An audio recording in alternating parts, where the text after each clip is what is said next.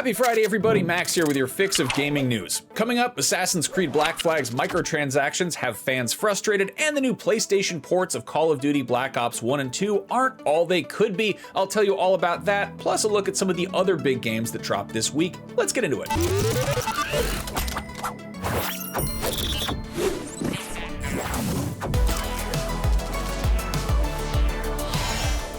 Assassin's Creed Black Flag Resynced dropped yesterday, and it's off to a very strong start. On Steam, it had more people playing it at once than any other entry in the series to date, with yesterday's peak concurrence just shy of 100,000 players. For comparison, last year's Assassin's Creed Shadows had a high of 64,825 players, while Assassin's Creed Odyssey earned 62,069. Black Flag's shiny new remake topped out on launch day at 99,451. The numbers are a little bit wonky because not every AC game has been available on Steam at launch, but it's still good news for Ubisoft in the wake of some recent financial woes, because clearly a lot of people are buying the game if a lot of people are playing it. Unfortunately, not all 99,451 of those players are 100% satisfied. After seeing that the $60 game offers over $80 worth of additional microtransactions, many proceeded to go and review bomb it, causing its Steam rating to plummet to mostly negative. One resounding complaint is from players who shelled out an extra $10 for the game's Deluxe edition and expected to get the full package, only to be hit with the option to purchase additional cosmetic DLC packs at $10 a pop, plus $5 map and resources packs. Ubisoft spokesperson responded to the uproar on Steam saying, quote, "We've seen your feedback since launch and we're reading all of it. Thank you for caring this much about Black Flag Resynced. We want to be clear on one point. The standard edition is the full complete experience. Every mission, every island, the full story, and the complete world are all there with nothing held back. The additional packs are entirely optional extras for players who want them, never a requirement to enjoy or complete the game. We'll keep listening as you play." Now, this isn't exactly new or something that's exclusive to Ubisoft. This kind of cosmetic DLC has been present in tons of games for at least a decade now, and I'm not positive, but I feel like the original Black Flag might have had it too. Personally, though, I'm absolutely livid because there's no way I can enjoy, let alone finish this game, unless my ship has a glow-in-the-dark steering wheel, my Edward Kenway is dressed like Sub-Zero, and my cat is on fire for some reason. All jokes aside, though, Black Flag Resynced is a very good remake of an already very good game. Go check out IGN's 9 out of 10 review if you're on the fence. Shifting from Black Flag to Black Ops, two of the most beloved entries in the Call of Duty franchise are also getting a new lease on life this week.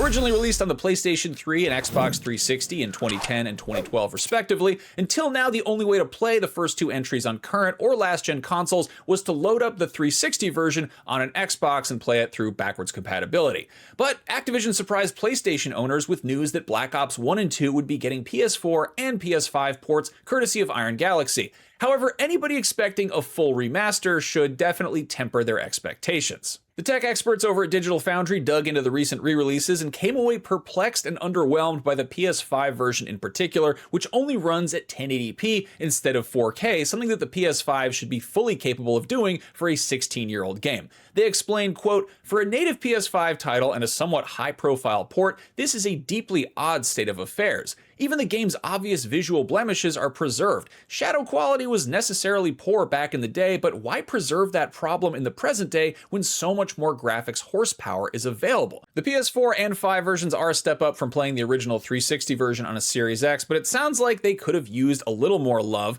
There's no telling on whether or not Activision has any plans to release patches that fix any of this, but it's something to keep in mind if you were considering grabbing these. The PS4 and 5 versions of the game are priced at $40 each, which is a bit pricey for such a no-frills re-release of a game that is old enough to drive a car. And finally, if you're looking for a new game to grab this weekend, here's a quick roundup of some of the new releases this week. The big ones we just covered. If you weren't paying attention, AC Black Flag Resynced is on Xbox Series, PS5, and PC, and Call of Duty Black Ops 1 and 2 are now on PlayStation 4 and 5. If you're not in the mood to play a game from a decade and a half ago with better graphics and you'd rather play a game from last year with better graphics, there's also EA Sports College Football 27, which is this year's entry in EA's mostly annual series that was formerly known as NCAA Football and College Football USA before that, and it all began as Bill Walsh College Football more than 30 years ago. Can you believe it? Another modern iteration of a series that began way back in the 90s is Doom: The Dark Ages, and Revelations is a nice beefy expansion to the latest first-person Ripper, Terror, and Shooter, which adds some new levels full of guys to kill, as well as a new chain spear weapon to kill them with, and for whatever reason, the Doom guy has ditched his usual spaceman armor to dress like Guts from Berserk. I'm not complaining, I think he looks great.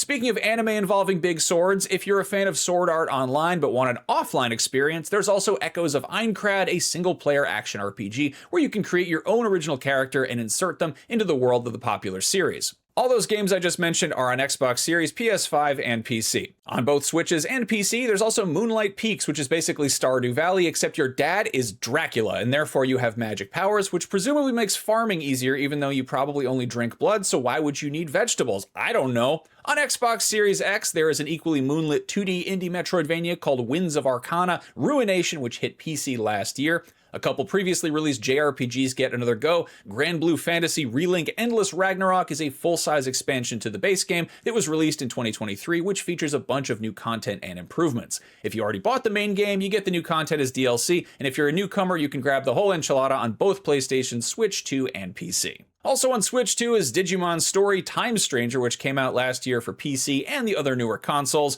If you're in the mood for a game full of cute, colorful monsters, except the monsters have firearms, Palworld's full 1.0 release is out for everything that Palworld is already on. A couple classic Nintendo handheld games are now on Switch, so you can play them handheld again. Wario Land, Super Mario Land 3, that's the Game Boy debut of Mario's gassy villainous rival, and Dr. Mario and Puzzle League, that's the GBA version of the game where a plumber on mushrooms practices internal medicine. What could go wrong? Finally, if it's too hot to play actual baseball in your actual backyard, you can play the rebooted version of the beloved cartoony sports game Backyard Baseball on PC instead.